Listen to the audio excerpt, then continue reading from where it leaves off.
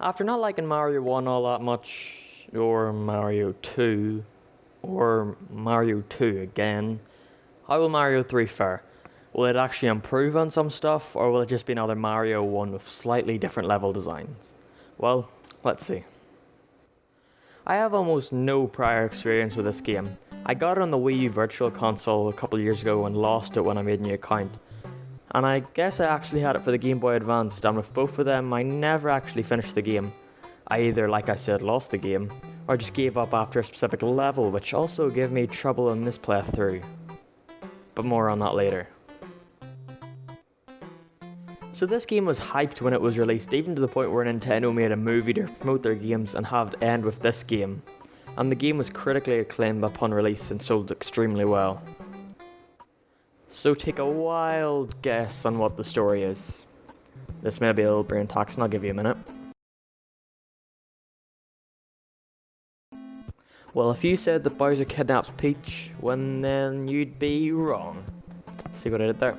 Tried to trick you and maybe you fell for it because all the other games were like that. You know what, never mind, I'll just continue.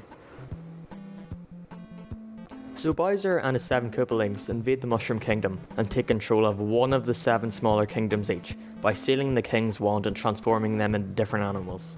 Peach decides to send Mario and Luigi to get back the wands and turn the kings back to normal.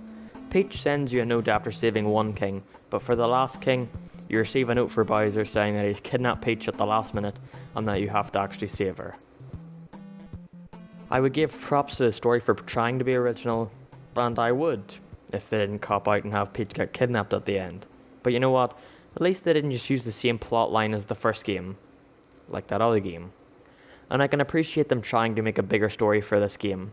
And Miyamoto actually confirmed that this game was just a stage show put on, so I guess, just like Mario 2, none of it actually happened. Great. In terms of music, I like it. It's mostly all catchy, although not enough to get stuck in your head, but again, I can see effort here, not just reusing the soundtrack to Mario 1. Like that other game. The game looks great, Mario has black overalls, but so again, they took Mario 1 and improved in everything about it. The game looks amazing for an NES game. It's colourful, creative, and the variety world's also pretty good. And the enemy designs. Like, for example, the world varieties have a giant world which we've never seen really in a Mario game before this, and it looks very cool. They've pretty much just enlarged all the sprites, but it's something that I can see that they tried to do creatively, and I think it worked. So, the gameplay. Did it take what Mario 1 did right and get rid of what it didn't do right and improve on it? Well, yes, they did. They took what worked and got rid of what didn't. Mario can still do everything that he did in the first 2 games, and his control also feels a lot better. He feels less heavy and you can actually jump and change your direction in the air. It's still like a regular Mario game, you play a level jumping on enemies, collecting coins and getting to the finish line, which now is a box with an image on it, and if you get all the same images, you're rewarded with lives. They also have hub worlds. Well, I guess it's more of a level select screen. But there is stuff to do, like going into mushroom houses for power-ups, match cards for power-ups, or line up images for power-ups, so it's just all for power-ups. Or you can be stopped by an enemy and have to fight them for a power-up, but again, it's just all power-ups, but that's a good reward, I feel like. They've also let you select a power-up that you store before you pick on a level, which is also good, so you don't start a level blind.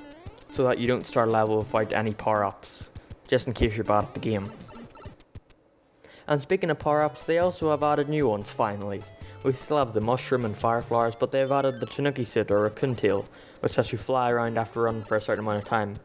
They've added the frog suit so that you can swim in water better, and that's its only use. And you can go in these boots that you get from enemies. And jump around, I guess.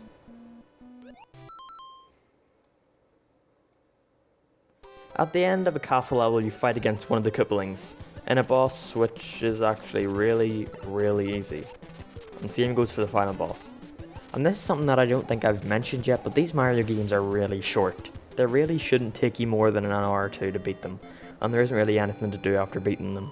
But this game is actually longer than the previous two, which I can appreciate, again, them trying to improve on it. There is one level though that I really don't like. It's the level that got me to stop playing on my Game Boy Advance, and it got me stuck on this playthrough as well. So you're thrown into the level and you have to go and get a Tanuki tail. The game doesn't tell you this, but you just have to assume it at a certain point. Then you have to find a brick, grab it, run as fast as you can to start flying, fly up a specific hole in the ceiling, and throw it at another brick to open it and get through the path. I don't know why I find it so hard, I just do. I can't do it, it takes me so long. It took me so long this playthrough to get through this one specific level. I was actually considering just stopping and saying, that's all the footage. But no, I kept having to play because I felt like I had to beat this just for myself. And eventually I did. But it's not a good level, it really is not a good level.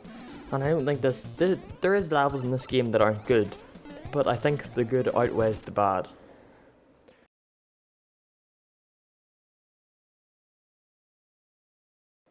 So overall, I like this game. Would I play it again? No, probably not. I don't think there's that much replay value in it, so I'm quite content with my one playthrough. And I know that I sound like a broken record at this point, but I see actual effort in this game to improve on the games before, and I think that it shows in the final product. So you know what? Play this game, you'd probably like it. You don't have to be a Mario fan to enjoy this game, you only need to be a platform fan. Or you know what, if you aren't a platform fan and want to get into the genre, then start with this game. You probably will enjoy it a lot. And that's the Mario miniseries done, and before I move on to my next marathon, which will be Kirby, I'm going to make a quick video on a game that I've seen lots of people talk about but have gotten wrong, and I think I'd like to put my opinion on it. Thanks for watching. Bye.